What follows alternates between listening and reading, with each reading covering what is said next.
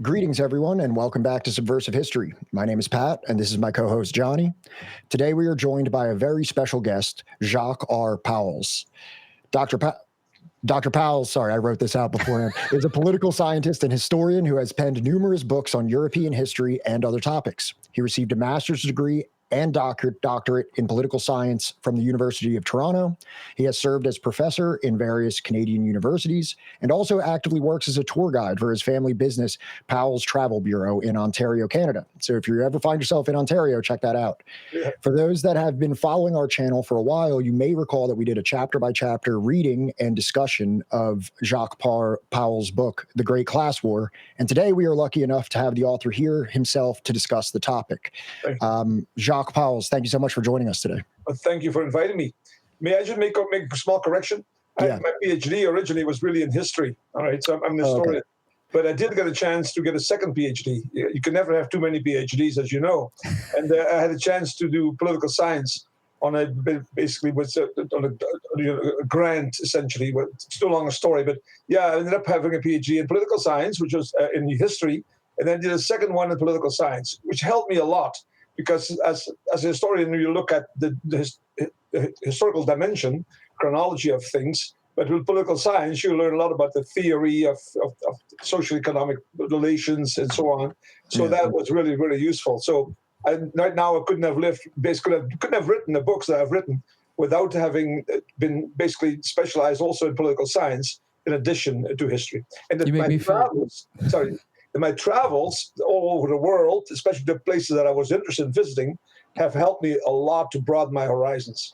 Because typically, if you're a scholar at a university, you specialize, you know, Right. and you end up knowing everything about virtually nothing, or conversely, nothing about everything, the difference between a generalist and a specialist. But I must say, while I did my PhD in German history, in Nazi Germany, I've traveled to China, for example. I mean, I had never really considered China before at all.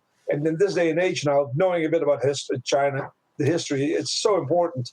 It really changed my life big time. So the travel really helped me a lot, in addition to the fun of going to places that you can see with your own eyes, which you'll study in history, whether it was Rome or Greece or for that matter, South America, you know? So it's great.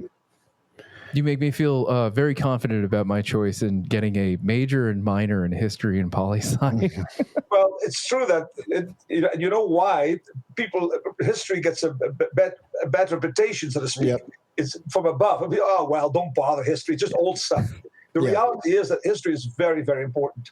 Yes. And a knowledge of history, you can't begin to understand the goings on in the world today without knowing the past. You know, a person without historical knowledge, you know, and I can think of some examples today. People, you know, can begin to understand the present, let alone have an idea of what the future could or should look like. You know, it's like Precisely. a person without a memory. You know, we need a collective memory. That's our history, and that's why history. When you start to know the prehistory of issues, problems like, for example, what's happening in the world today, you know, then you start to see the real connections as opposed to being fed the mythology that we are all hear from the media. That's why history is supposed to be sort of subversive. And there you go. Power don't like history. Napoleon famously already said, "Oh well, we shouldn't bother history," you know. And Henry Ford said, "Oh, history is bunk." Because we might find out how these guys really made their fortune. And it wasn't by washing dishes, you know, and working their way up, you know? As you all know, right? Yeah. As I had mentioned in the introduction, the topic of today's discussion is your book, The Great Class War, which focuses on World War I. The title of your book suggests a class element to the Great War, which is commonly omitted from mainstream discourse on the topic. For those that have not read the book yet, can you provide a brief synopsis of why the Great War was in reality a great class war? Well, the way I first, as a young person, as a teenager, became aware that the First World War, about which I already knew quite a bit because I'm from Belgium, where the war took place there, so it's all around us. When you grew up there, it's all the First World War. You learn about it, about the facts, the battles, the this and that. You know, first time I became aware that there was a class dimension to that conflict. In other words, there was classes against classes as opposed to countries against countries. You know, was when I saw a movie made by Stanley Kubrick. And oddly enough, I shouldn't say, it's not unsurprisingly, that movie was hardly mentioned when Stanley Kubrick passed away. And it's true that he made many great movies, but why that one was mentioned really to me is still a sad thing. It's called Paths of Glory. Mm-hmm. It's about the First World War. And in that movie, it's an hour and a half or so, and it's all about a conflict. And presumably it's about it's shot on the French lines in the First World War. And presumably the enemy is the Germans, of course, on the other side of the no man's land. But you never, ever, ever in that whole movie see a single German soldier or officer. Mm-hmm. It's all the French on the one side, and it's the French against the French. And it's the ordinary soldiers against the generals and the big shots in the French army and in the French society in a way.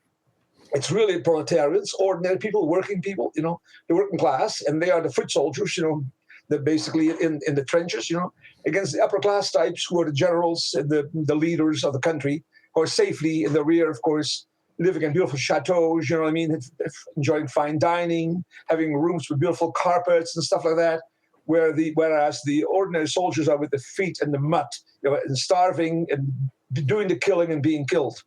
And that is really when I realized, my God, there is such a dimension to the war. And not only is there such a dimension to that war, that's what the war was all about. It was about class conflict. It was an outbreak, you might say, of class conflict. Because there was class conflict before the war, and there remained class conflict after the war. Mm-hmm. But the First World War was a major outbreak of class conflict. It was a latent conflict, class conflict. Yeah. But the First World War was a huge outbreak where that conflict, that latent conflict, became highly visible, you should say. Mm. And that's what I tried to show. And that's why, what I just said, the First World War fits into a long-range pattern of class conflict. And that is why you can begin by looking at the First World War, by looking at that shot fired in Sarajevo that presumably got the whole thing going, which it did and didn't. It was really just an excuse to start a war that was wanted, that was needed by the elites to solve their problems, the fear of revolution, and also achieve imperialist objectives. That was another thing as well, So to begin to understand that outbreak of a class conflict, you have to understand the long range, the greater class conflict in which that class conflict of 1418 was embedded. And that's why my book is a big book, because it starts with 100 and somewhat pages of prehistory. Right.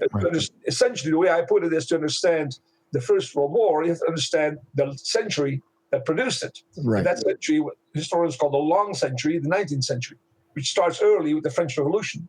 It ends late in 1914 with the outbreak of the First World War, right? And conversely, the First World War of 1914-18, it's like a turning point. That's when the short but terrible 20th century starts. Without understanding the First World War, you can't understand the 20th century. Right. So you need the history of the French Revolution and the entire 19th century to begin to understand the First World War. Yes. You need actually the First World War, understanding the history of the First World War, to understand the history of the 20th century, and the beginning of the so far also terrible 21st century. So that's why it's a big book. It's a long book. It cannot be. You cannot start in the summer of 1914.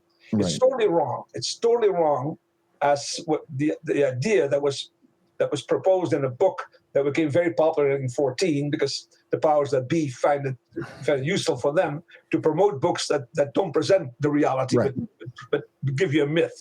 The idea that the war was just like an accident of history. Oh my God, it was such a nice summer, and suddenly, oh boy, it's war. Oh, Serbian anarchists. Excuse me, they had huge armies ready. That they wanted to fight that war. They needed to fight that war. They had prepared for it. They wanted it. They were ready for it, and they triggered it. They actually provoked it, and they had great hopes invested in that war. Two things: they thought it was going to allow them to roll back democracy, which had been making advances. The cause of democracy had been making advances, which is not to say that democracy had arrived. Still hasn't arrived. Still only an idea mostly. Some advances towards that. So the idea was to roll back democracy, undo democracy, undo the democratic gains of the 19th century, which were modest, but still too much for the elites. And also, by the way, get rid of that scare, that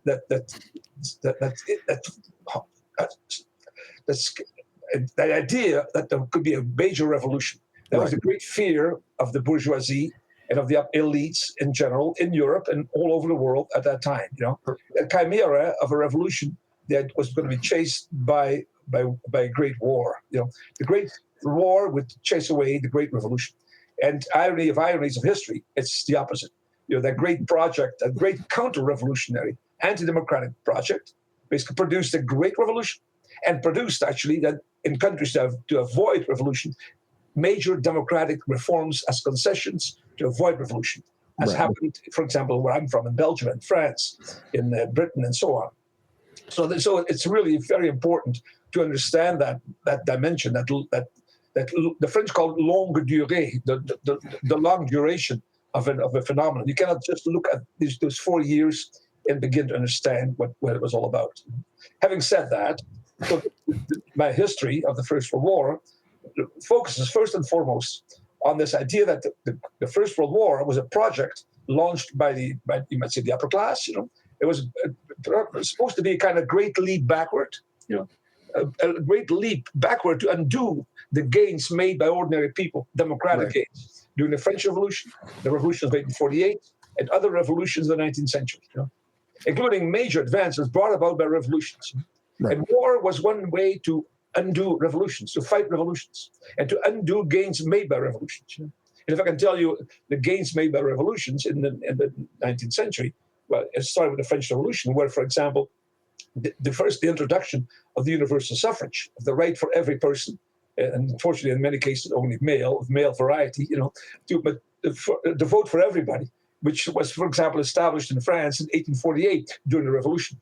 And perhaps even a greater democratic achievement of revolutions was in the French Revolution, in 1794 already, in its most radical phase. The French Revolution, under a leader who was usually given a very bad press, Robespierre, abolished slavery. Right. Slavery was one of the most undemocratic institutions in the world history. Lasted for thousands of years, and it was an awful thing. Not if you're a slave owner, but if you were a slave. Well, to abolish that was a major advance for democracy, right? Right. And yet we never hear about that. When you read the study of the French Revolution, you rarely ever hear that. Robespierre is sort of dismissed as a bad guy who was associated with the terror, the guillotine, maniac, all that stuff. No statues for him whatsoever. And Napoleon gets the statues. And Napoleon was the guy who actually stopped the revolution from advancing further by waging war all over the place, right? And by, for example, reintroducing slavery in France. Yeah. And no universal suffrage. He was the boss, basically establishing a dictatorship, which is incidentally a dictatorship that the bourgeoisie and the elites in general, whether they were the aristocracy of the old systems or the bourgeoisie and more modern systems, whether they would much prefer over democracy, because they are by definition a minority. We hear today about the 1% that has 99% of the wealth. I mean, how could we believe the idea that these people would be Democrats? Democracy means the rule by and for the many, and that means many ordinary people. I mean, how would you expect a monarch to say, "Oh yeah, I love democracy"? Or it's just totally unthinkable, but that's what we're asked to believe. I mean, with all due respect, in the United States or in Canada or in Western Europe, we don't have democracy. We have more democracy than what used to be before, but like that much, not a lot. But we're told we have democracy. And you're supposed to believe that, right? So you applaud and say, we have Democrats. And the other guys don't have democracy. But I mean, it's not true. We have some democracy, but democracy doesn't exist yet. I mean, it's an ideal. We're striving for it. And it's true that ever since the French Revolution, we've made some progress towards democracy. For example, introducing the idea of universal suffrage, abolishing slavery, by limiting the working hours, for example. Because democracy is not only political, voting, it's also social, meaning doing something for ordinary people who need it. The very rich don't need any services, but the poor people need some services. They need limited working hours. They need their pension plans. They need a lot of services which democracies provide for people, and which countries that don't provide shouldn't be called democracies. Anyways, so all these things come into play. The First World War isn't just about fighting and shooting and bayonets ripping apart bellies of the other bad guys. It's all about these things. About social problems, political problems, societal problems. That's what I bring out of my book. That's why you don't hear much about it, because they don't want you to know that. They want you to happy thoughts. Yeah. So. Lots to talk about. You covered a whole lot in that is actually pertains to a lot of my other questions. So just to kind of like go through this sequentially, because I think you really provide a very comprehensive through line from the French Revolution to World War I. And I find that to be one of the most endearing features of your book, is that it's not simply a book about World War I, the strategies and the battles. It is a broader and more complex narrative of socio-political development in Europe. And as you had already stated, it starts with the French Revolution. And the French Revolution, I mean, maybe for people who aren't familiar, can you maybe describe the aims of the French Revolution when it comes to liberty, fraternity, and egalitarianism, and how the aims of that revolution as like a bourgeois revolution didn't quite go far enough in terms of emancipating the true lower orders of society? Well, to begin to understand the French Revolution, you have to understand that it's not a binary thing. It's not we versus them, good guys versus bad guys, black versus white. It's more complicated than that.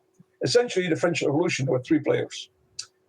More than that, really, but I'm trying to narrow it. I can, because if I say there's too much. So there were three players. There was, first of all, the counter-revolution, the system that existed against which the revolution, was a reaction, and that was what the French called the ancien régime, the old system. There was a monarchy. There was a feudal system, which typically has a political sort of a roof on it called a monarchy, as in Britain, where they still have the monarchy, even though it's more democratic than it used to be before. So the old system was a monarchical system. There was also a feudal system. Feudal monarchy refers to the political system, but feudalism is a better term because it refers to the socio-economic system. It's a system whereby land ownership is the key to wealth. The ownership of land is the most source of wealth. So the land owners are basically the elite, and the rulers, right? And they are the aristocracy. These landowners are typical members of the nobility, of the aristocracy, right? And it's also a system that is closely allied with religion. Church and state are not separated. So in France, the monarchy is Catholic. Therefore, the Catholic Church rules the land, and the aristocracy rules the land. So while the monarch is at the very top, he's only the number one, the primus inter pares of the nobility, and he works together with, or the system works together with the Catholic Church, which is why, by the way, when the revolution will come, it'll be against the state, the monarchy, it'll be against the nobility, and it'll be against the church. It'll be anti-clerical. Even though many revolutionaries are not unreligious, they're still Catholic, but they are against the servant of influence by the church on the government, right? And the privileges of both the government and of the aristocracy. And that is really, and the ones on the other side then who will make the revolution, essentially there's three, but I'll focus on two classes.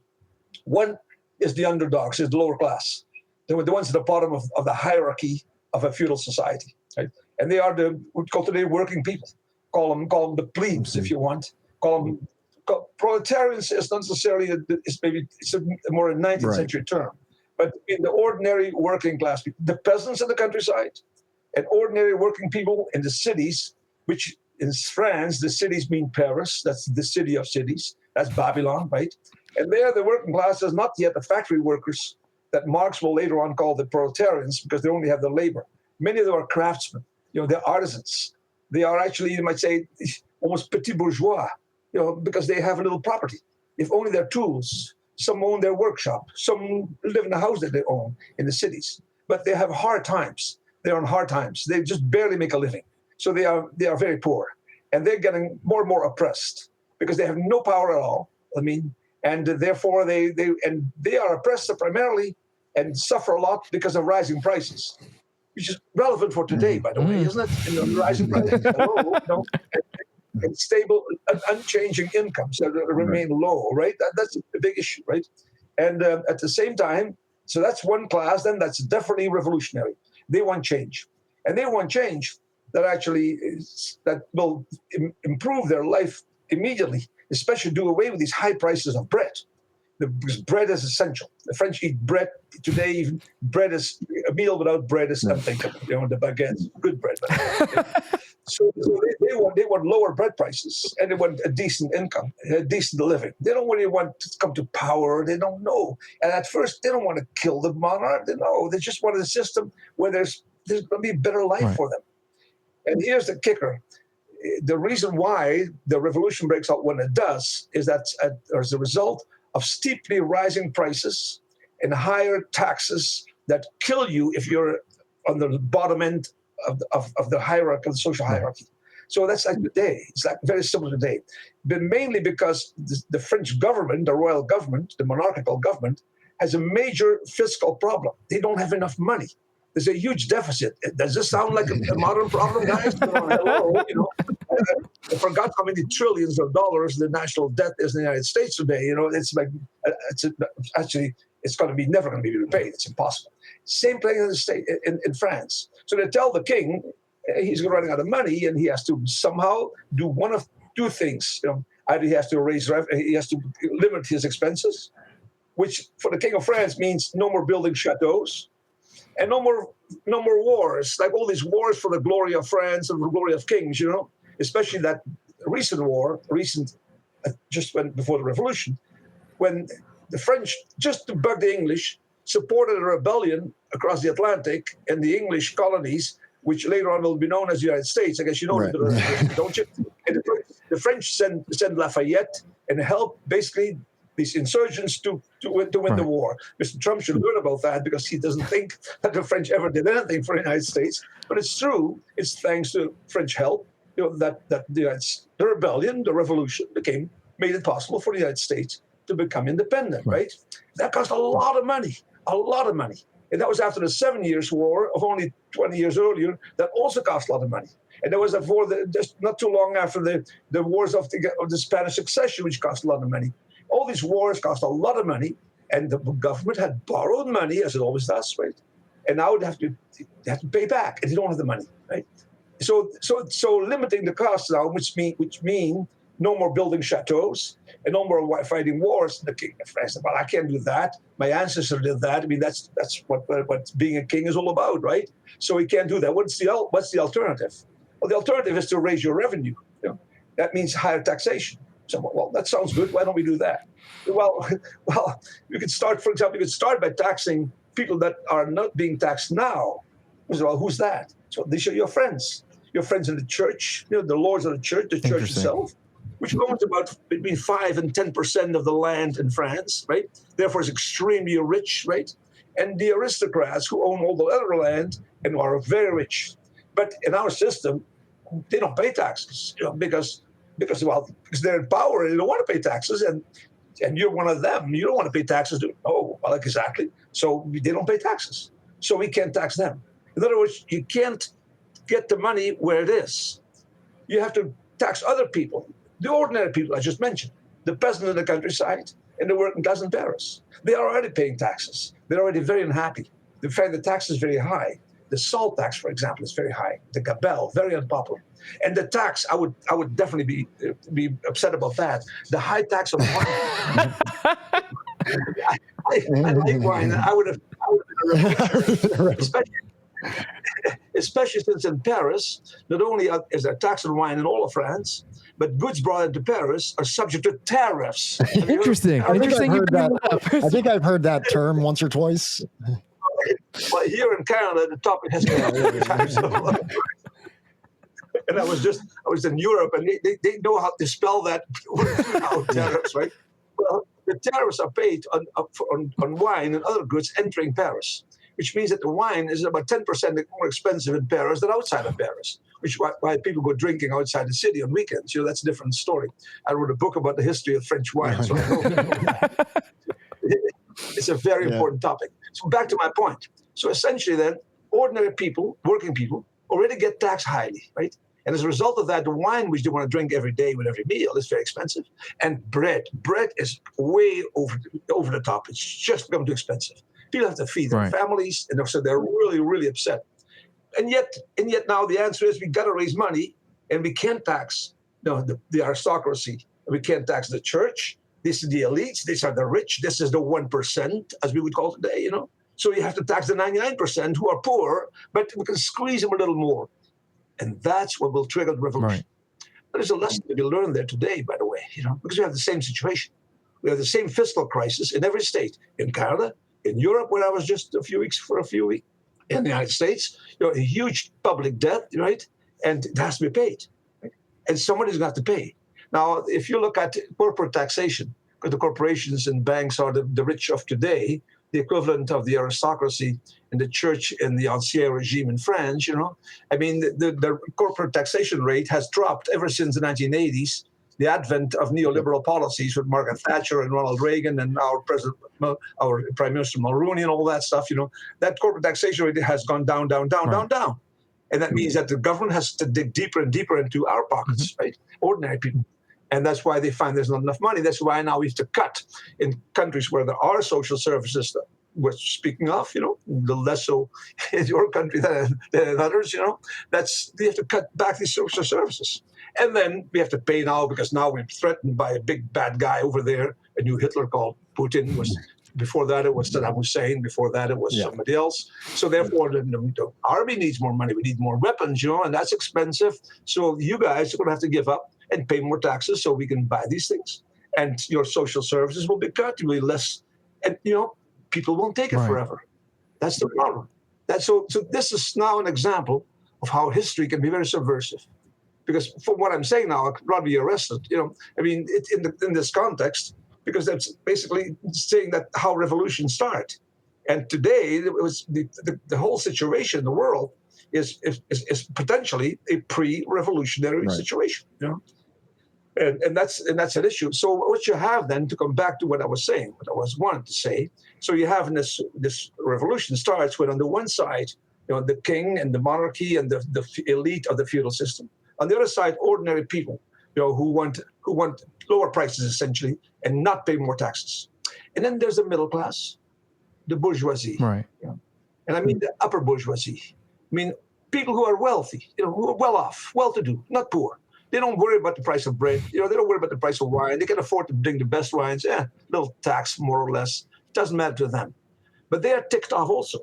They're in a revolutionary mood because they've been doing well.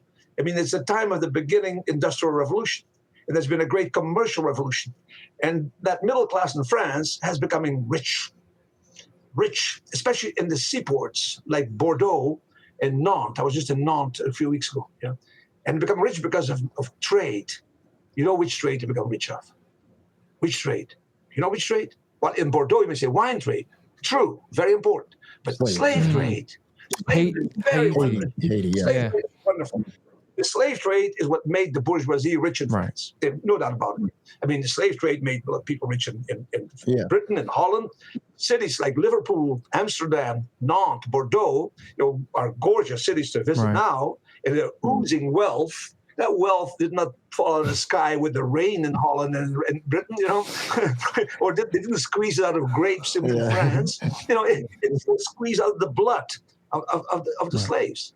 And the slave trade was enormously profitable. Yeah, they said Haiti was more profitable as a sugar plantation than all of the any American colony. Yeah, and that like the average lifespan was like less than 2 years or a year. It was brutal. To death, yeah. Yes, and the wealth of France was based on the poverty of Haiti. It's just simple as that. As was the wealth of Britain was due by making India poor. You made Britain rich, right?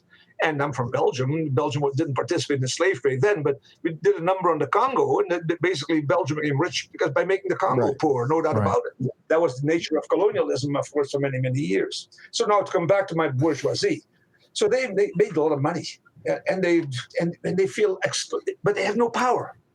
And they look at the aristocracy, who in some cases have less money than them, but have all the power, right? And all the benefits, and all the privileges. And they don't pay taxes, and we have to pay taxes. So they're stuck too, right? And that's why they side together with a lower class, which really, they don't have the same interests, but they have the same enemy. And if you're the enemy of my enemy, you're my friend. Right.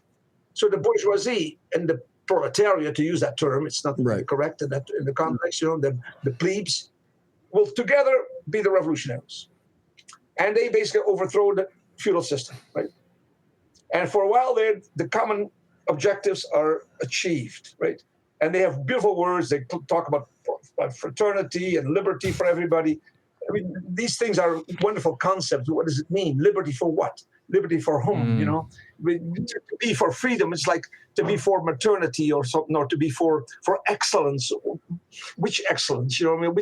Which freedom are we talking about, right? But for the bourgeoisie, it's freedom to do business and freedom to make money and freedom to have slaves, for example. Right. For the ordinary people, it's freedom to have bread on the table. Freedom not to be squeezed to the last penny by the tax folks. Freedom to have your wine available at a reasonable price. I think that's very important. Right? So I'll be a revolutionary too. Right? And indeed, we learned that the revolution in France started with the storming of the Bastille, that fortress that symbolized royal power and in many ways symbolized the feudal system. But it's also true that even before the Bastille was stormed, the ordinary people of Paris stormed the toll gates on the edge of the city. That's where they levied their taxes on the goods, including the wine and all that stuff that came in from the countryside to feed the populace of Paris, right? And those buildings went up in flames even before the Bastille, And that shows that what it was all about. It was all the prices, right? So, and of course, what happens is that this revolutionary movement then is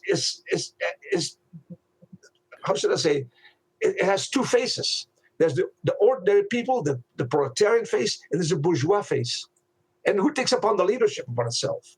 Well, those people who have the time to invest in running the ship of the revolutionary government that's now being installed, right? Because ordinary people have to work from 7 to 7 or something like that. And they have no money to go to these conventions, these meetings, these parliaments that are developing. So it's a bourgeoisie who have the smarts, who have the money, who have the time in their hands to represent the people. And basically present themselves as the leaders of the revolution on behalf of the people in general. In reality, they represent their own interests first and foremost. And they are all in favor of measures, of innovations that benefit all of them, both of them. And in that case, they get the support of ordinary people. But they, for example, they're not interested in taxing the great wealth that they have generated. They're not interested in that. They're not interested, for example, in any social reforms such as, for example, abolition of the slavery, because they have slaves and they feel that slaves are a form of property. And property sacred. is sacrosanct. Can't touch it, right? So that's where the split will come. And what you have then in the French Revolution, in the evolution of the French Revolution, is that the revolution will become more and more radical because the pressure from below. Whereas the bourgeoisie, once they have achieved their that's far enough. That's far power, enough. We're good here. Yeah.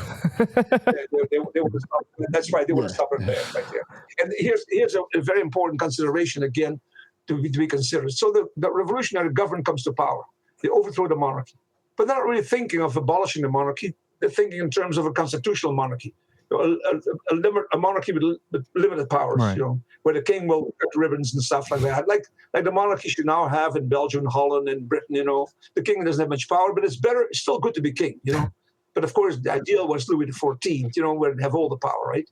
So the new government is in power, and somebody says, by the way, guys, do you all remember that fiscal problem that the previous government had? All that money that they owe to everybody, What are we going to do with that? The bills are here. We're just sitting behind King Louis XVI's desk, and we find all these unpaid bills, and there's reminders, and the interest is building up. So are we going to pay that, or are we going to say the hell with it?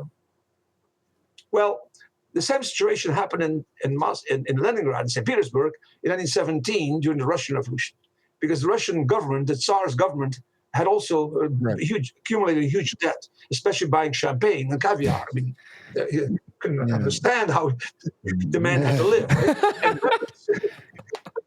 Right? And weapons during the war, because the war was on in the First World War, he had to buy weapons from England and from the United States to fight the war, right? And the bills were there unpaid. Lenin and the boys took over, right? And the And what did boys. they do with those bills? What did they do with those bills? They said, screw it, we don't pay them, right? As a result of that, I mean, they became the black beasts of international finance. International right? pariahs. I mean, Wall Street, exactly. I mean, how can you be good guys if you refuse to pay the bills? I mean, hello. Now my question, back to the French Revolution. Did the French revolutionaries do the same thing? Did they say, that was us, we didn't buy Versailles, screw them, we don't If pay the only. bills. No, they didn't. They said, we are honor bound to pay those bills. Now, sure, really, how nice. Why did they say that? Because they were the people from whom the royal government had borrowed the money.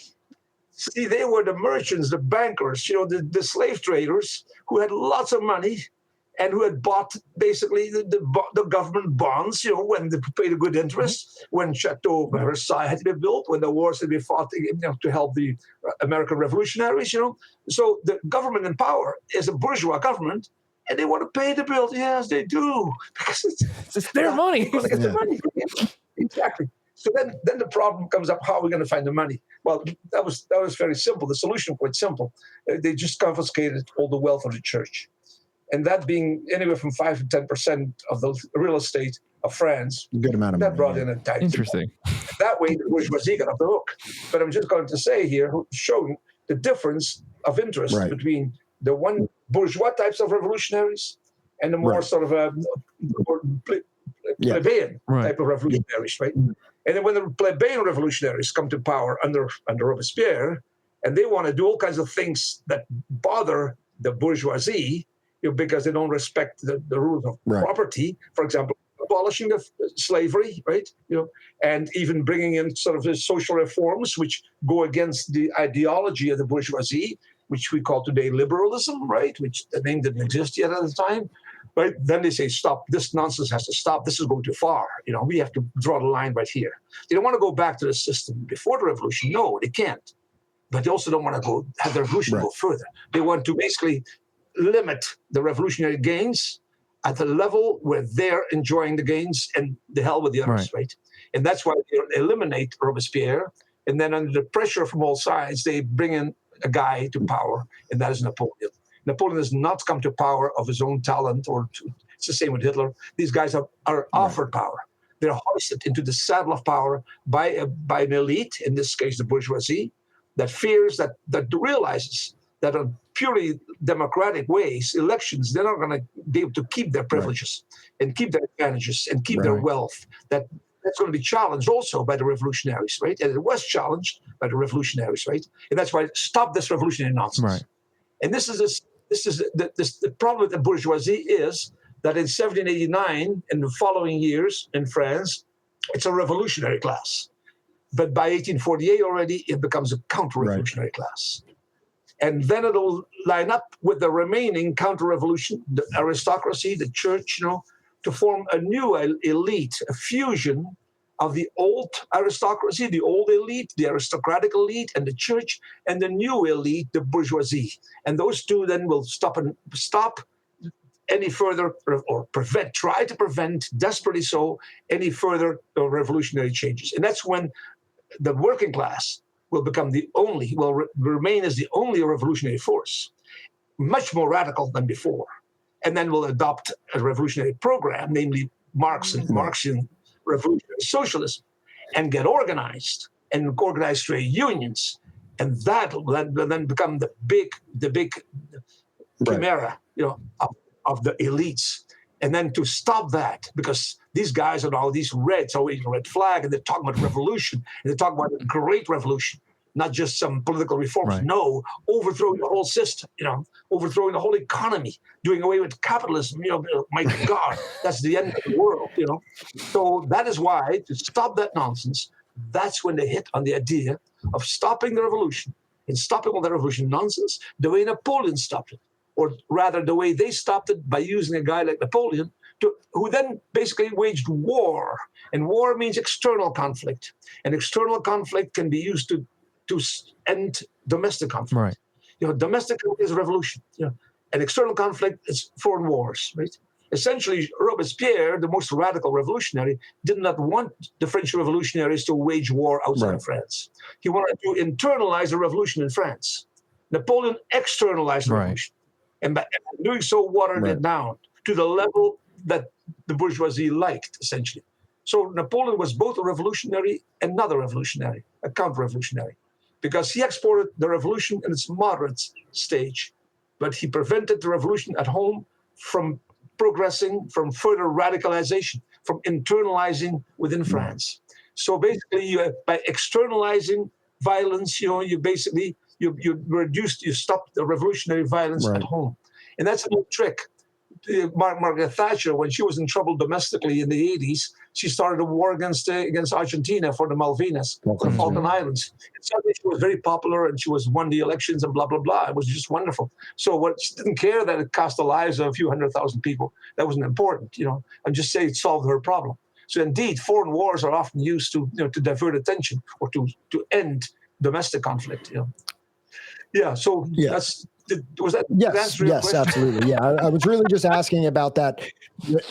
I wasn't asking about like the stratification of the revolutionary classes during the French Revolution, but now I think we've kind of succinctly established the dynamic that we see the forces of revolution and the forces of reaction that developed during the French Revolution set the stage for the 19th century, where we witnessed the national revolutions of 1848, and the same year Karl Marx and Frederick Engels released the Communist Manifesto. You had the Paris Commune in 1871.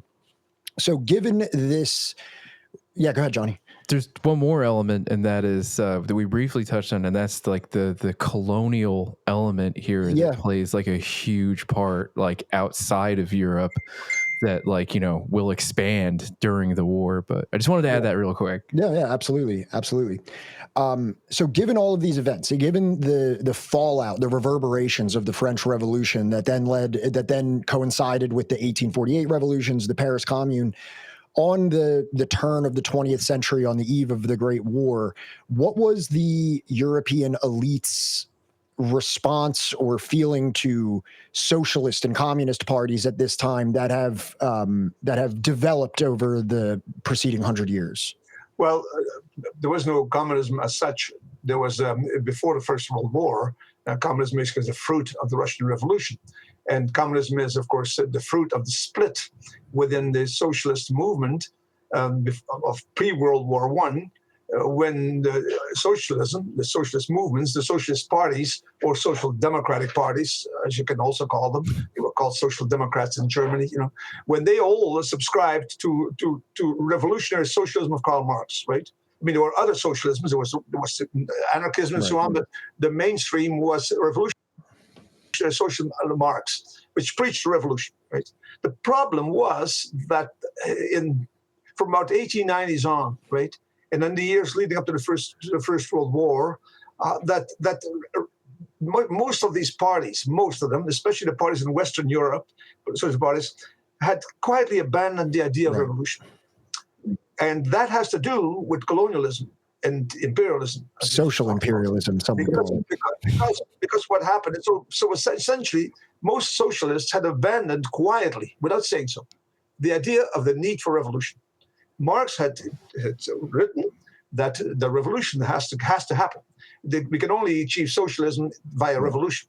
And the revolution will come because people are increasingly pushed with their backs against the wall, because of there'll be an increasing pauperization, because the nature of capitalism is exploitation. The rich become richer by making the poor poorer, essentially, in its old simple way. But that's the idea. Today, 1% owns much more than the 99%, and they get fewer and fewer people getting more and more at the expense of more and more people who get less and less. That's the way it works, essentially, right?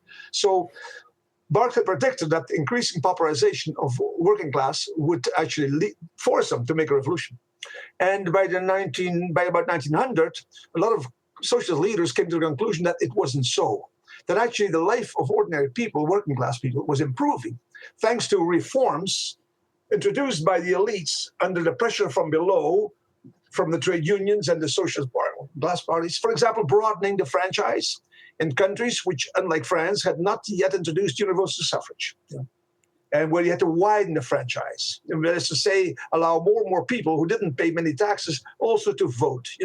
They tried to stay away from universal suffrage. That was too scary. But I mean, making some concessions, and that allowed for social democratic parties like the one in Germany, to get some seats in the parliaments and start to play a role and put on a nice suit, and hobnob with bourgeois politicians, and become fairly well off. And at the same time, the conquest of colonies like Congo for Belgium, for example, allowed for exploitation to be exported, right?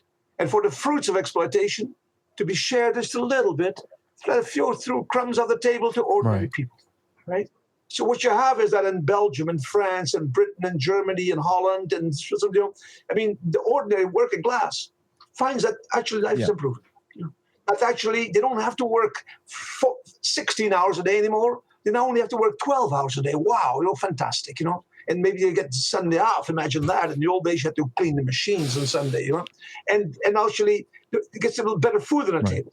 And I like to think of Germany, for example, where under the auspices of a very reactionary regime, the Prussian monarchy, led by guys like Bismarck and later on emperors like William II, who had no use for the working class at all and who hated anything that was red, socialist, revolutionary, but realized that, you could just make people happier and basically pacify them, have them, wean them of that revolutionary thinking by throwing some crumbs at them, financed with the super exploitation of the colonies, okay? So by making the colonies even poorer now, but stealing not only their minerals, but also their labor, whatever they have, we can now actually throw a few crumbs, for example, and let our own working class maybe work a little less, give them Saturday off even if necessary, work only 12 hours or 10 hours, not even 8 hours. That was quite impossible. That would come after the war.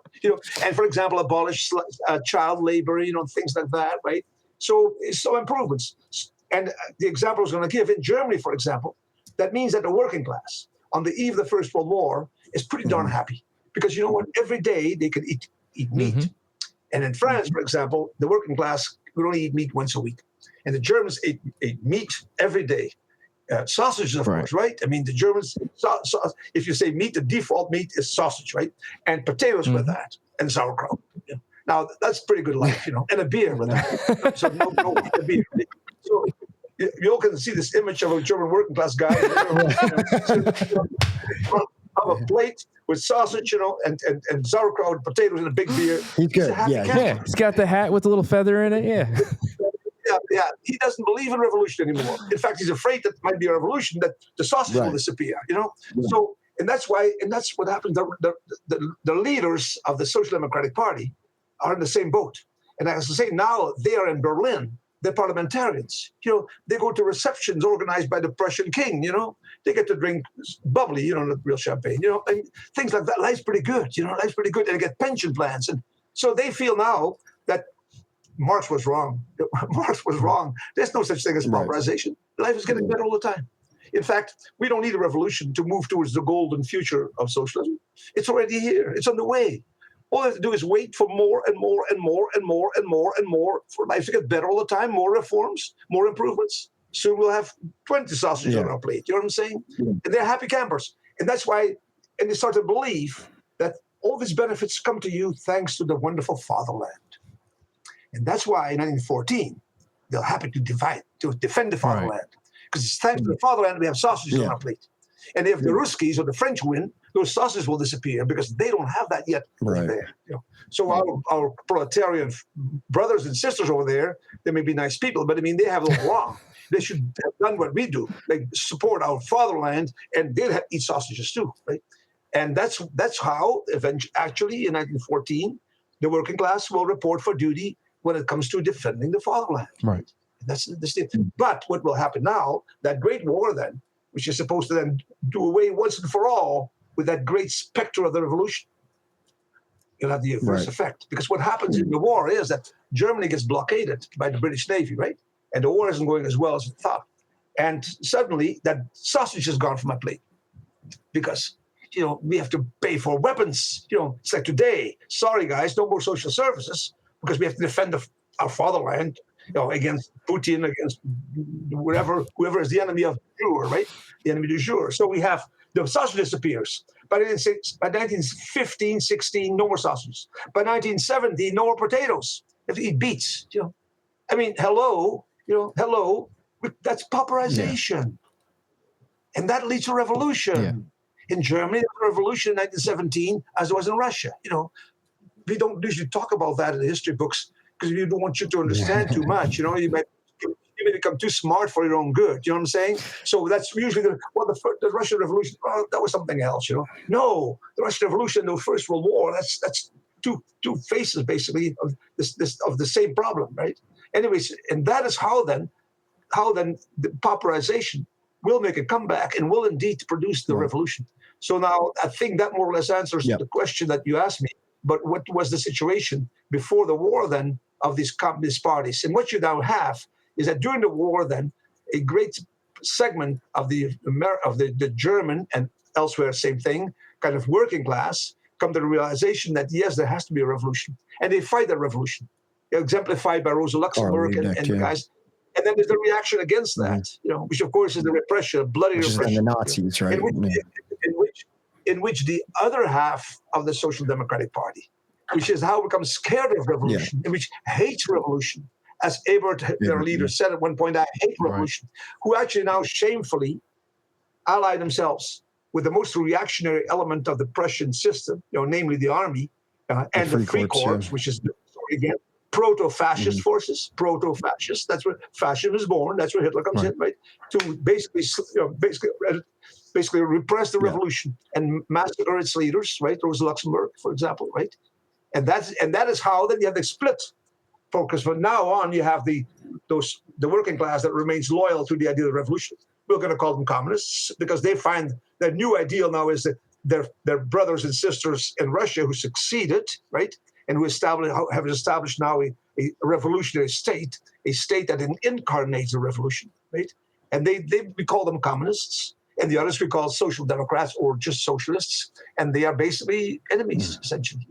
Because we shouldn't forget that, first of all, people sometimes say, oh, isn't it sad that the communists refused to collaborate with the social democrats? That could have stopped Hitler. It's true, but it's true that, of course, if there would have been a common front of the working class in Germany in 1933, they might have prevented Hitler from coming to power.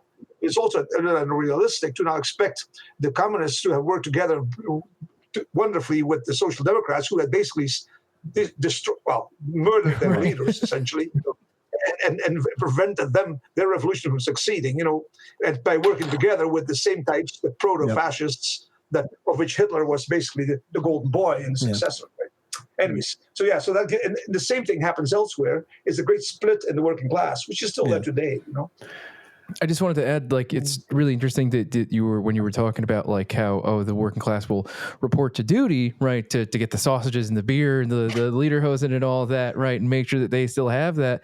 But when they show up to that front, right, the people that are digging the ditches, the people that are, I don't know how to cook a radish or a beet, but the people that are cooking the radishes and the beets and trying to get the water out of the mud hole that they have to live in for the next 16 months, right? More often than not are the people at the very lowest rung of society. So if it's in England, they are from India. If it's American or Irish or Irish for that matter, very important to remember the struggle of the Irish in English colonialism.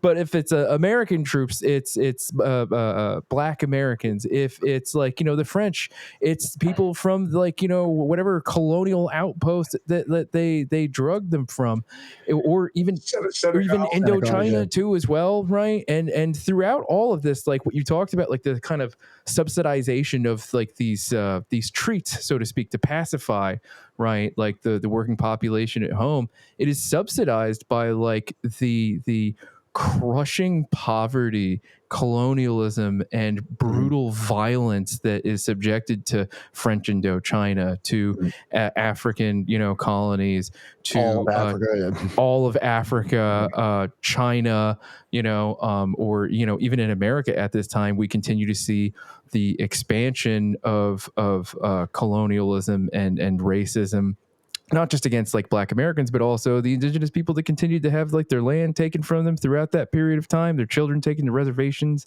or the schools where they wound up in mass graves. Same thing in Canada too. Exactly, yes. You know, and even the Ukrainians, I believe that you talked about, Ukrainians were, in Canada. Persecuted in Canada. They went into concentration camps, yeah. Yes, they were locked up. That's right. Well, they were locked up. A lot of minorities were locked up in the First World War in the States and in Canada. And exactly, if you were the wrong nationality, the wrong ethnic origin, you were considered like a fifth column of sorts, right? Interesting to today's politics. Interesting comparisons to be made there.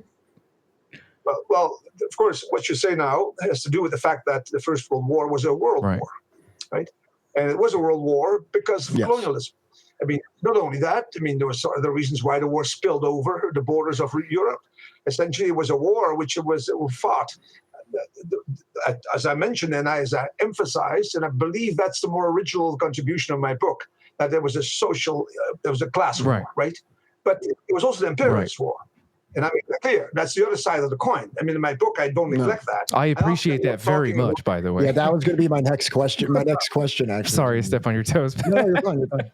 So I just want to say that I often end up talking about the war as a class war, and I talk about war, revolution, and all that stuff. And you say, well, but there was also, I know that, and I write about that. But how many hours are you going to give me here to talk about all that, right? I mean, hello, in my book, I write quite a bit about that. Again, that's another reason why it's a big book, because not only do I talk about the longue durée, as the French say, starting with the French Revolution, but also do talk, and I do talk a lot about how the war was fought in the colonies, and how the colonies were very important in many ways, how the colonies, as the resources of the colonies, the cheap labor of the colonies. And I just gave you the one example, how the possession of colonies made it possible to pacify, appease, your own working class, and basically wean them away from the revolutionary idea. But that was ruined. That scheme was ruined by the war itself. That's a different story. So I try to explain all that. In fact, I have written an article just about that, about the imperialist aspect of the war. So yes, we could talk about that too. Maybe you have some questions about that. But the fact is that it's that which made the war a world war. Because, for example, all these countries like France and Britain and Germany had colonies. And the war was fought also in Africa. I was recently in Tanzania. And there was a lot of fighting in Tanzania for 4 years during the First World War. But who cares about that when you read about the First World War? It's always about France, Verdun, and the poppies grow, blah, blah, blah, blah, blah. You know what I mean? Hello, I know I'm from there. I mean, I was brought up talking about the First World War. I believe the Belgians won the First World War by themselves, because that's what we were talking. Apparently not. I was disappointed to find out the truth. I wish I'd stuck with the reality. Kind of like with what you were saying in the very beginning of the first question, is that many with like a cursory knowledge of World War I would say that the assassination of Archduke Franz Ferdinand caused World War I. However, your book suggests a more comprehensive reasoning for the conflict, and one of the main factors that is often overlooked is the central role that imperialism played in causing World War I. I know you bring up like situations in Morocco. You bring up something that I had never heard about before, and it was the Berlin-Baghdad railroad oil situation that Germany had. So could you maybe describe how critical and central imperialism was, not just for pacifying their situations through super exploitation, but from like the actual antagonism of imperialism? Okay. Well, I write in my book, in one of the chapters where I talk about the prelude to the war, how the war was wanted. And it was wanted, and it was felt it was needed as soon as possible, because there was a tension. There was this tension that people believe, on the one hand, there was kind of a race on between revolution and war. And from the perspective of the upper classes, if the revolution wins, it comes first, it's the end of all of us. It's the end. And the only way but if war wins, it's the end of revolution. Because like with Napoleon, revolutionary wars, the Napoleonic Wars stopped the French Revolution, right? That was the idea, But it was also a matter of considerations having to do with imperialism, with the possessions of or non-possessions, seen to be crucial, of certain lands. And here I want to give you one example, which I find particularly striking, particularly important. And it's not because I'm from Belgium, but Belgium comes in here. The reason usually given for Britain entering the war in 1914, which presumably they weren't really involved in, because there was definitely a war primarily between Germany and its ally Austria-Hungary against France and Russia. That was the great hostility that was bound to trigger war sooner or later. And from the perspective of Britain, and most people in Britain who had no formal alliance, there was a secret alliance, but no formal alliance with France or Britain. In fact, in Britain, people had always believed that the Germans were the good guys. Our king is German, one of these variants, right? And the French were the bad guys, and the Ruskies were the bad guys, as they are now again. It's convenient to have some bad guys on hand. So traditionally in Britain, the enemy had been the French and the Russians, and the Germans were the good guys. Together we had defeated Napoleon, didn't we? At the battlefield of Waterloo, huh? Exactly. However, the Brits changed friends and enemies around 1900. They suddenly started to flirt with Marianne in France. And even a bit of a relationship with Russia, with Igor, Ivan, whatever you want to call him, right? And they suddenly started to dislike, Heinrich, the Germans. Yeah, didn't like him anymore. And why was that? Actually, nothing personal. It's just like pure realistic considerations. What happened was that the wealth, the power of Britain was based on colonies, especially India, and the great Royal Navy controlling the 7 seas, right? The seas of the world, right? And in the late 1800s, that position was threatened big time because the Germans are building a big fleet. Well, that itself is not such a big deal yet. But more importantly, we're changing in shipping from coal-powered ships to petroleum-powered ships. Interesting. Yeah. Well, what's the problem? Well, it means we need a whole new navy. We have to retool, right? Like a totally new ball game, right? Okay, well, we can build the ships, but where is the petroleum? Coal, Britain had lots of, plenty. Still does. Right? Without its use now, right? Where's petroleum? Well, there's no petroleum in Britain. And there's no petroleum in India. And there's no petroleum in Ireland. Ireland has to have some petroleum. Ireland has to have it, right? They have beer. So now suddenly the Brits realize, we need to build a new navy. It's going to cost a lot of money. And we need sources of a reliable source of petroleum. Do you know, by the way, where Britain bought its petroleum from? Venezuela. Because by 1900, they have already the new ships, and they have it, but they got to buy it. So who did they buy it from? Do you know? See, these are some important things, but the Ottomans? Did they have to buy it from the Ottomans? No, from you guys. From the United States of America. Oh, from the U.S. So, we got the Texas oil fields and everything. Oh. The number one producer and seller worldwide is the United States. Interesting.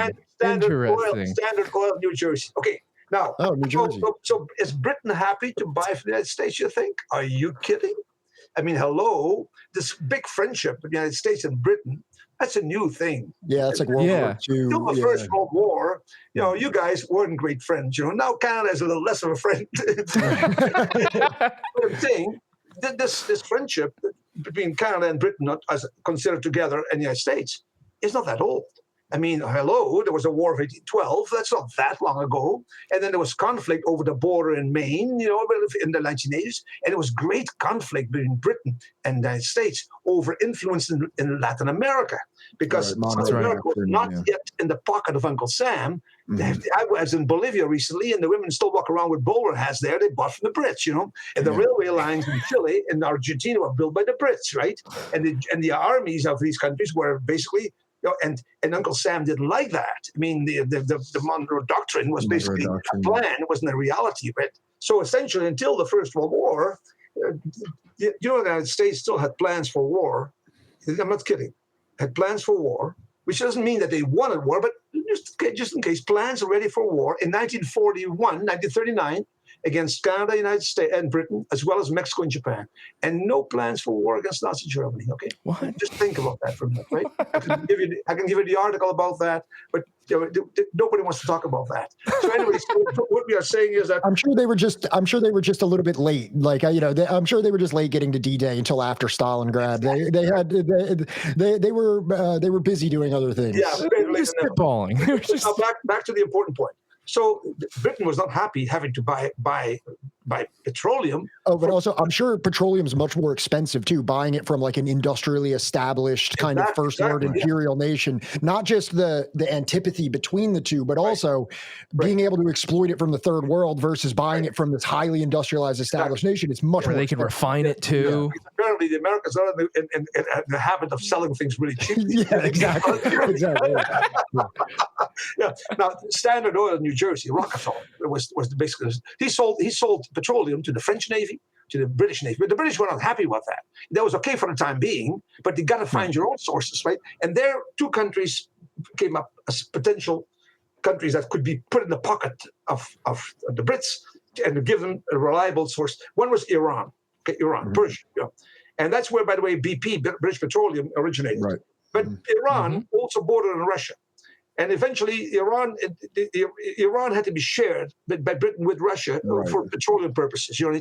Yeah. But then, around 1900, they discovered huge petroleum wells in what one of your presidents called Iraq. You know, Iraq. Iraq. I cannot. I wish I could say it perfectly. Habibi, Iraq. And he was from Texas, I believe, right? Anyways. And Mesopotamia, as it was known then, right, later to become Iraq, and Mosul, and plenty of oil. And the British said, well, we have to take that. We're going to need to take all of. Who does it belong to? It belongs to the Ottoman Empire. Ottoman Empire, what's that? Well, that was like Turkey before Turkey. You know, it was the big empire. You wouldn't understand. We could explain it to you, but you wouldn't understand it, right? Anyway, it turns out to say, well, let's take it, because the Ottoman Empire was the dead man of Europe. You know what I mean? Right. The Brits had already taken bits and pieces of that empire before. You know that, right? Cyprus, for example, they had taken that because it was convenient to have it in the Mediterranean. Egypt was a possession of the Ottoman Empire. The Brits had taken that. You know. So okay, well, fine. So it belongs to them. We'll take it. We'll take that place. Easy. So well, hold it for a second. It's not so simple. Because the Ottoman Empire has become friends with the German Empire, who are building those ships, and they actually have a plan to build a railway from Berlin via Constantinople to Baghdad. So holy shit. Does that mean that perhaps if we don't do anything, that the Germans are going to get the oil fields over there and have the oil to fuel their navy, and we'll be out of luck? We'll still have to buy from the damn Americans. Yeah. Well, damn it, we cannot allow that.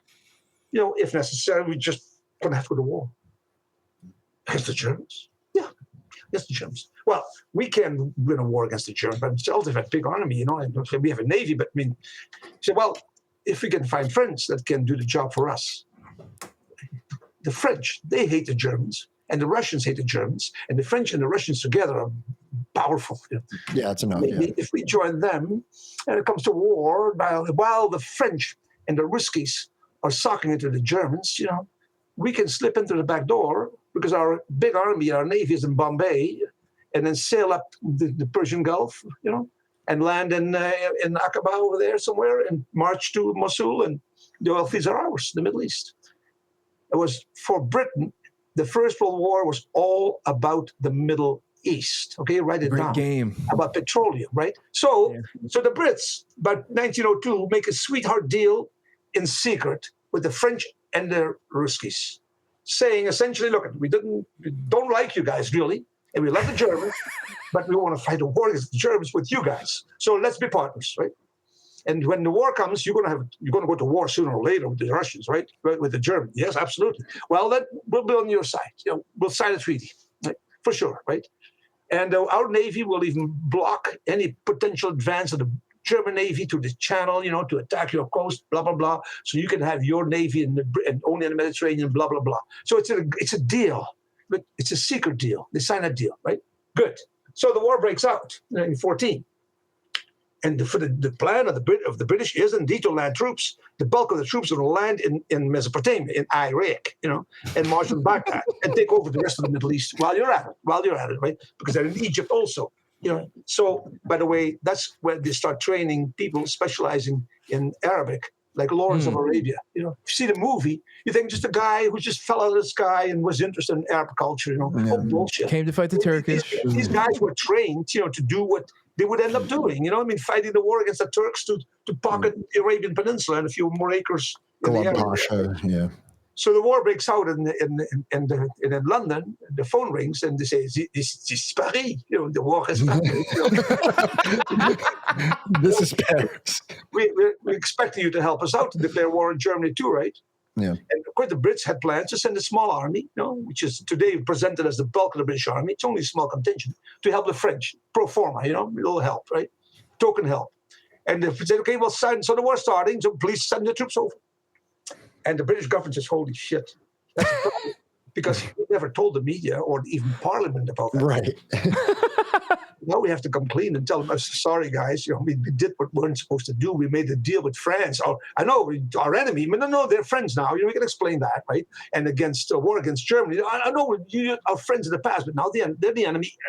My God, let's explain all that. Holy Moses. Belgium, I got it. Belgium. and then the phone rings. And this is Brussels calling, Brussels calling. Where the hell is Brussels? It's best stupid little country. What do they want? Well, they say the Germans are going to walk through their front door and out to the back door to attack France. And we're a neutral country, and you guys promise to help us in case somebody tries to violate our neutrality. Yeah. Well, they'll go. Hold for a second. Don't tell them to go to hell. Tell them we're coming. Tell them. If that's the Germans are doing that, we'll declare war on Germany. That way, we don't have to explain what we did with France. So Britain solemnly promised Belgium to help out and did indeed declare war on Germany, presumably for violating Belgian neutrality. Whereas in reality, they didn't give a fig about Belgian neutrality. Couldn't give a damn. But it was the perfect pretext for doing what they had promised the French and the Russians to do. So this shows how imperialist considerations, having to do with petroleum, which is still pretty relevant today, basically played a very, very important role in this. And also explains why, by the way, why they were all in a hurry to go to war. Because you wanted to do all this before the Baghdad Railway was going to be finished, right? Right. And before, at the same time, the Kiel Canal that linked the Baltic to the North Sea would allow the Germans to flip their navy from the Baltic to face the Russians, to the North Sea to face the British and the French, right? I mean, this was a nightmare scenario that we can't afford to wait anymore. We had the sooner the better.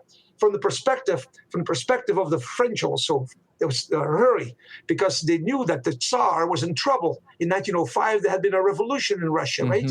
So the alliance with Russia was crucially important because without Russian aid, without Russia as an ally, France could never have hoped to defeat Germany, only with Russia. But what if there's a revolution in Russia and the deal is off? We got to start this war before this could take place, right? So everyone's in a hurry. For the Germans, similar considerations, and better sooner than later. And that's why they were looking for an excuse. And you mentioned the problem in Morocco, the Agadir crisis in 1912, which very close, it almost led to war, right? But it didn't. And when it didn't happen, a little later, they missed the chance. Yeah, they said, "We missed the chance. We shouldn't have an opportunity. Yeah. Darn it, because time is against us, right? So next opportunity, we got to take advantage of it. Next opportunity was the assassination in Sarajevo, which was really irrelevant, unimportant. Yeah, nobody cared. Yeah, perfect excuse, right? A non-event that caused 4 years of massacres. Yeah. It's interesting that you brought up Iraq because long before we had, like Kuwaiti diplomats bringing their daughters into the UN to talk about atrocities that had happened, right? May or may not have occurred. Belgium, right? The situation in Belgium was used as like this atrocity exhibition to broadcast to the world about the horrors that like the German Huns had done to these like poor like Belgian people. people. Not that there weren't atrocities that happened, but there were. But like, it's not like they cared about that earlier, and it's not like, if they didn't have this ongoing deal going on, that like this would get the same kind of attention that it was given, right, for those means. It's kind of like, there's a lot of things happening in the world right now that don't get really like the news coverage that it needs to. And it's very interesting when things do get 24/7 news coverage in like the Western world today, because it's like, what kind of secret deal is going on that I'm hearing about this right now? By the way, can I just make another point with respect to the role of imperialism in the First World War? I just mentioned how it worked for Britain, but you know how it worked for the United States, because the United States entered the war in April of 1917, right? And I don't know what the school children are told now why the United States joined. They probably didn't. That history is not important, right? But I know that, of course, it was supposed to be about the desire to defend liberty and all that stuff. But why they would have waited until 1917? Why it should have been of their mind in 1914 already. But another reason usually it was the German U-boats sinking Lusitania. Right. Well, excuse me, the declaration of war by Wilson, who had just earlier been re-elected on the basis of no way are we going to fight that war in Europe, and he declared war, was presumably because of the Lusitania. Well, the declaration of war was in April 1917. Lusitania was sunk in May 1915. Okay, guys. Hello. And also they brought in, from what I hear, to create a bit of war fever, the atrocities that the Germans committed in Belgium. Well, they were nothing like the atrocities the Belgians committed in the Congo. But I'm just saying. But that was also just basically propaganda. You know what the real reasons were? You know the real reasons why the United States entered the war. Because in 1917, basically, Wall Street folks basically knocked on the door in the Oval Office. Oh, the money, the debts. It's the debt. They owed a bunch of the Western Britain and France owed a ton of money to the United States, and if they were to lose the war, they would be off the hook for that. Who's paying that money back? It took me a second. To remember. Apparently, the economic situation in the States was pretty poor in 1914, but the war was like a goose that laid golden eggs. And Britain was basically the buyer and the borrower at the same time, because they didn't have the money. So they borrowed from American banks the money to pay American products from the American industry. So it was a boom. The war was a godsend for American economy. Right? The war is still basically yes, very good for business, right? Exactly. So what happened was that the British had been buying, and in early 1917, it looked like Britain and France was going to lose the war. Right. That's when the bankers knocked on the door of the White House and said, "Look, we're going to enter the war and prevent Britain from losing the war, because if not, they're not going to pay the bills. We're going to go bankrupt. That's going to be the end of Wall Street. It's the end of the capitalist system." No. It's the end of the world, So, stop right there, right? So that was a convincing argument, right? I'm sure that Wilson would pay attention to that. But there was another concern. A few months earlier, Aristide Briand, one of the great big shots in the French government, had officially let it be known, said out loud, so they could hear it in Washington too, that when the war would be over and we would win, that there would be a settlement made for peace settlement for affecting the whole world, including borders in Europe and colonial possessions. Okay, and there it is. and the winners would help themselves generously, and the losers would get nothing. They would lose everything. And the neutrals would get nothing. Okay, neutrals. Do you hear me? Nothing. And winners, like, for example, our Japanese friends, who were smart enough to declare war on Germany in 1914 already, no personal problems, but it allowed them to pocket that German miniature colony in China, where they still make the best beer in China today, because the Germans started that brewery, right, when they had that mini colony, and the Japanese had it now. So Japan is in already. So when we're going to divide that big Chinese cake after the war, because China is just a semi-colony essentially, we're going to give a big piece for the Brits, Hong Kong, and more. The French get a part, the Belgians get a part, and the Japanese, and the Americans get nothing. Only those. Can't have none of that now. So that was like, the prospect of seeing China, for example, seeing Japan, our big competitor already in the Far East, getting in like Flynn in China, and we're out in the cold. That is not a good prospect. Kind of reminds me of that this also was a factor that determined the declaration of war. So yes, imperialism was very important, not only class conflict, but of course imperialism is a form of class conflict, because the imperial system already allowed, for example, some of the crumbs of the imperial stable to fall off to give certain favors, small favors to our working class, therefore to lessen the danger of revolutionary change and blah blah blah blah blah. So that it's two sides of the same coin. Yeah, and that rationalization about the colonial properties, in a sense, also reminds me of the United States getting involved in World War II. Because if the Soviets are chasing the Germans back to Berlin and you're not there, there's not going to be any division of Germany between like if the Soviets just took the entirety of Germany without the United States meeting them from D-Day, then there would never be this bisected East-West Germany that we understood for a while. So, but yeah. But that's another story. Yeah, that's another story. But I have to have written a book about that called The Myth of the Good War. We can talk about it sometime. Right. Yeah. Just before we're done here, I feel like we've talked a lot about the lead up to the war, which I think is really important, because we actually also have interviewed Adam Hochschild, who you've referenced multiple times in your book, about World War, kind of the events of World War I. So I do think it's really important to talk about that period leading up to it. But just a couple things for us to touch on the war itself. We've already established how the elites of Europe wanted war. They wanted it for imperialist reasons. They wanted it for pacification of their populations, to extinguish revolutionary fervor, all this stuff. They thought war would be this purifying, grand endeavor that would be healthy for society. But what we learned in 1914 is that there was an underestimate from the elites of how brutal war would be. The reality of war when it came to machine guns and mustard gas and trenches, as opposed to the tanks and airplanes, glorious notions of cavalry charges and flamboyant uniforms. Can you explain that kind of realization of the reality of modern warfare that was so desired by the Europeans? Yes, I think I can.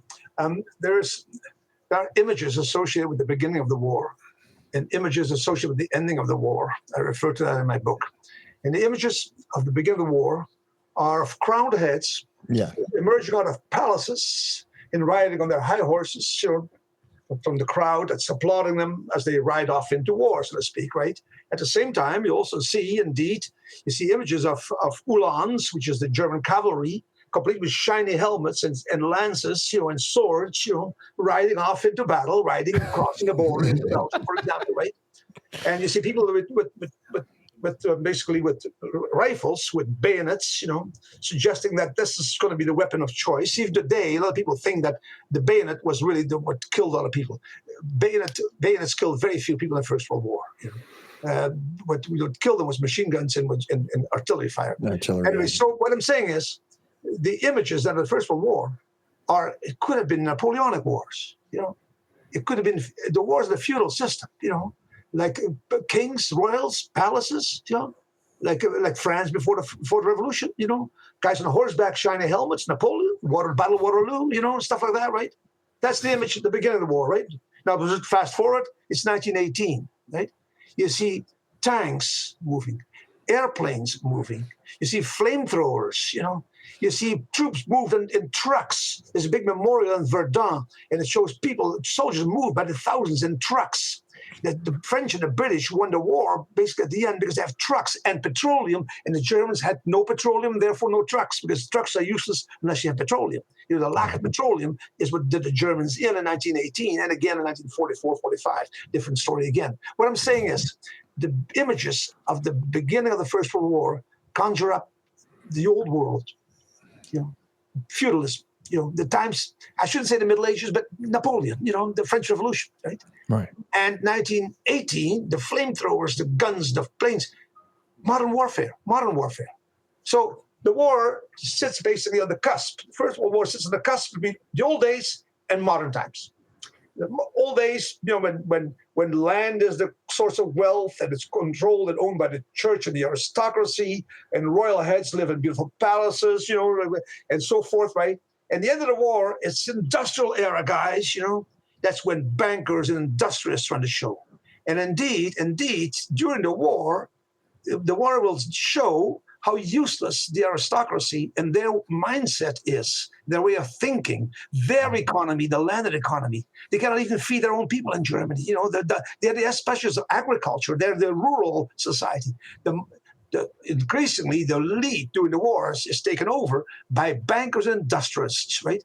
By people who can produce the weapons, the modern weapons, the guns, the big guns, the machine guns, the artillery, the airplanes, the tanks in the end of the war, they're the ones. And that's why before the war, the elite was mostly a partnership between the old aristocracy, the landed wealth, and then the capitalists, the bankers and industrialists, with the bankers and industrialists as basically junior partners.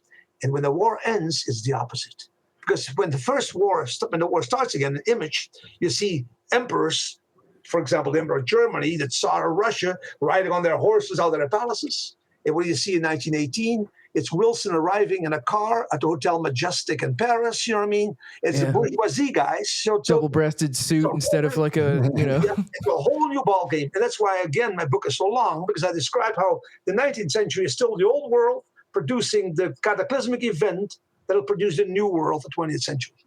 So it's the transition, essentially, it epitomizes, it illustrates the transition or the change from an old world that has been dying ever since the French Revolution, until the new world, into the new world of the 20th century with its industries, its big business, capitalism, liberalism, neoliberalism now, a whole new world. So that's.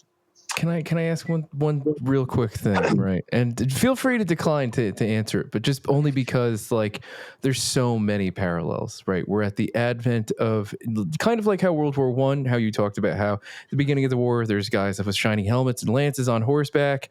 By the end of it, it's, trucks and automobiles and tanks and airplanes.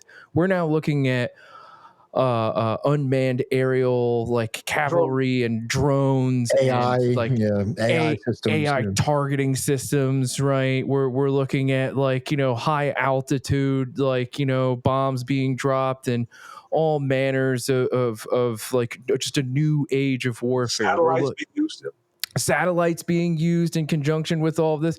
We're looking at the global South just having had enough and on the verge of combustion of this new age throughout the continent of Africa. We're seeing China trying to break away from a US led global monetary system. We are seeing throughout Europe movements of reaction, but also movements of kind of also having that same frustration with American hegemony. We are seeing an entire globe. There's right now on the news, there's Pakistan and India at each other's throats, but I don't like to think of it as just something that just sort of happens. You know what I mean? I feel like we're living in a new era of kind of conflict right now. Do you think that we are heading towards a new age or a new kind of period of that long 20th century, that terrible 21st century? Do you think that in 20, 30 years we'll be debating when World War III started? And when do you think it started? Well, certainly I've thought a number of times, and people have asked me, if there's a parallel between the situation today and the situation just before the war broke out in 1914. And there are a lot of similarities in the situation. I told you how, for example, in 1912, 13, 14, before the war, a lot of people wanted the war. They expected great things of a war. They thought only war could bring relief of the tensions. War would be the hygiene of the nation, as some people called it. War would clear the air. The tension was unbearable. We basically make sure to be nasty, but you know what? Then it'd be over. It's like having to go to the dentist. You hate it, but it'll be over. And today there is indeed. I can see how there would be some countries that would want a war, would look for a war. Or would see benefit. And I'm not saying the country, there's no such thing, cannot reify the country. It's not this person. But I mean, some people in positions of power. And I think the United States is one of those. And mainly because let's face it, economically and in terms of world politics, the situation in the United States has changed a lot since the collapse of communism and the fall of the Berlin Wall, when it was a unipolar world. And it was like a done deal, and it was going to be once and for all settled. The capitalist system has won. The competition has been eliminated. End of history. Rule. End of history. Exactly. End of history. Done deal. Right now, hello. It ain't so. And the United States has suffered some setbacks. I mean, pulling out of Afghanistan wasn't exactly a glorious moment, right? And today, the reality is that economically, China is overtaking all of us so fast. When I look at the railway system in Canada and in North America, and I look at what the Chinese have going the trains, I mean, we're eating dust. We have 90% equipment, essentially, right? I mean, and the Chinese and the Russians are building airplanes that are soon going to compete with Boeing, and which used to have a monopoly again.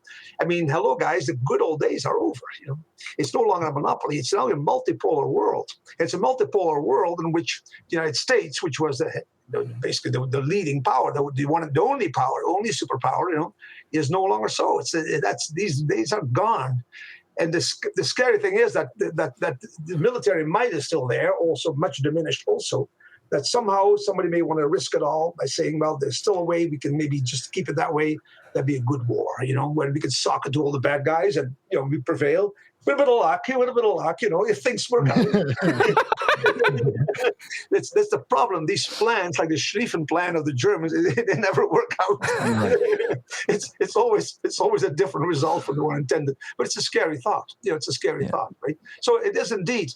Wars have a way of rearranging the things, the cards on the table and all that stuff, right? So yes, somebody may want to gamble that this is the only way to prevent a scenario that seems to be unfolding and that we don't like, so that it could be a possibility. But you're right, that the nature of the next war, if it comes, I hope not, the Third World War, would be very different. It'd be fought with computers, with satellites, with drones, not with guys on horseback and shiny helmets, not even with tanks and flamethrowers anymore. It's going to be basically, can I neutralize your system of communications, essentially? The war may be over before it starts. Hopefully, in a way, that would be for the better if it wouldn't involve necessarily the bombings. But then again, you see bombings going on in the world today, big time, in spite of all the modern ways in which a war can be and perhaps should be fought. We still indiscriminately are bombing civilians like it's Dresden. It's like it's going out of fashion. Yeah. We don't know how. I'm sure people in 1914 had no idea how terrible this war was going to be. And in 1914, they expected to continue what they saw: guys on horseback coming in, people with bayonets on their rifles, just attacking each other like this, like in Napoleonic times. It ended with flamethrowers, with airplanes, with tanks, and that's something that people could not have foreseen in 1914. When the wars, when the troops moved in, when the Germans moved into France and Belgium and Russia and so forth. Right? Yeah, so nobody can predict the future, but certainly if you look back in the past, we know that even to know that we don't know is good to know. Right. there was like such a scale of death that like nobody within Europe could really wrap their minds around. Right, they had never seen like that much death that they called this the war to end all war. Right. For a reason. They thought like, oh, there's never going to be another conflict like that ever again. Like 30 that was out of hand. Another factor is that the fact that this huge national debt that many countries have, including the United States, that has to be paid sometime, or not. And what are the implications of that? So essentially, it may well be that war may be here again become an alternative to revolution. Right. Because not paying the debt may well mean a revolutionary change, meaning forcing a change in the economic system as we now know it. I mean, maybe the end of the liberal sort of a feast, that where the whole house comes crashing down. In many ways, wars keep the economy of the Western world going. I mean, war is good for business. I sometimes jokingly say, I'm not totally jokingly, if peace would break out on Earth, it would be a catastrophe for the Western economy in general, because there's many ways what's left of the actual industrial production in the Western world is mostly mostly military equipment. I mean, if you take away Boeing and all the big producers of weapons in the United States, Raytheon, all the rest of the stuff you got to import from China or from Russia or from somewhere. Even look at space, this International Space Station, as we euphemistically call it. That's a Russian station, guys. It's a Russian station. You know, we can't get up there anymore. We can't get it up without the Russians. You know, so seriously, the war may well loom as a way to solve that economic conundrum. It's a bigger problem, becomes bigger every day. You know, so yes, there's reasons why some people may want to consider a war and may see the advantages in it.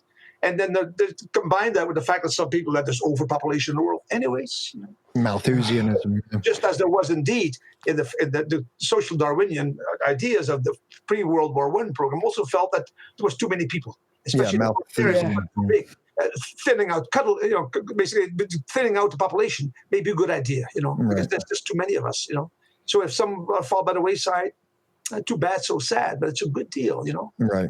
I was completely forgot. Thanks to your book, right?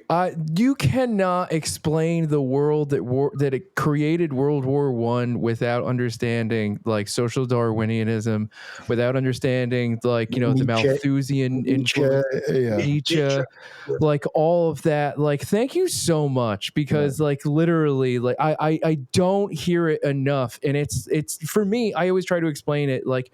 You trying to understand the world that created World War I without understanding, like, social Darwinianism, like the popularization of Nietzsche, laissez-faire, all that stuff. It's like trying to understand the American period of like the war on terror in the early 2000s without understanding Islamophobia. Like you're kind of like missing like a huge part, like the social vector that like invented the reality for people to believe in or manufactured the consent for like the people to want to go like, hey, you know what? Like, screw the fact that we're working class. We're going to report to duty for our nation to get our beer and sausages and bleeders. And sauerkraut. And sauerkraut. Yes. Yeah. Well, no, it's true that as the point I made at the beginning, you have to understand the history, the prehistory of an event to begin to understand the event itself. To understand the First World War, we have to know what happened in the French Revolution in the 19th century. But it's also true that understanding then the First World War helps us to understand the Second World War and the rest of the 20th century, So it all hangs together, And of course, what's going on now, again, the First World War has a long shadow, and we still live in its shadow. And I think that would be, that we're still living in the shadow. I'd very much like to read your other book, The Myth of the Good War, about World War II, to discuss maybe the implication, to continue this progression. But I think for this conversation, we brought everything full circle back to understanding history, to understand contemporary issues and how the circumstances of World War I could be applied to today where World War III may be looming. So I think that's a good place. I think we've abused your time enough. And we would love to maybe read through your other book and then schedule another interview with you where we can continue on it and discuss it. But just with all that being said, I want to thank you again so much for coming in and talking to us and spending an hour and 40 minutes. My pleasure. And sorry for being late, guys. It's all good. It's all good. Look at it this way. I needed a good siesta so I can be awake for this. Yeah. We had you in top form. We had you here rested, relaxed, and ready to go. So we appreciate that. Yeah. And I want to say that indeed it would be useful to talk about the Second World War because First and Second World War are just basically stage 1 and stage 2 of a big conflict. Some historians call it the 30 years war of the 20th century, reference to the 30 years war of the 17th century. But so the Second World War can only be understood if you know what happened in the First World War and the Russian Revolution. Right. 100%. Well, thanks for having me, guys. It was a lot of fun talking to you. I had a great time talking to you. It was a delightful conversation. It was educational, and we appreciate it so much. Your contribution so much. Anytime. So don't run around here trying to make friends with somebody who's depriving you of your rights. They're not your friends. No, they're your enemies. Don't treat them like that and fight them, and you'll get your freedom. My repertoire is USSR, be alongside. style got thrown out the car. Guys with subversive plots. They'll call you an extremist or subversive or red radical. Guys with subversive plots. Red radical. And fight them. Capitalism and democracy. Capitalism and democracy are not synonymous. We group itself like ants in a colony. Organize the wealth into a socialist economy. A way of life based off the common needs. And all my comrades is ready, we can spread the seed. And all my comrades is ready, we can spread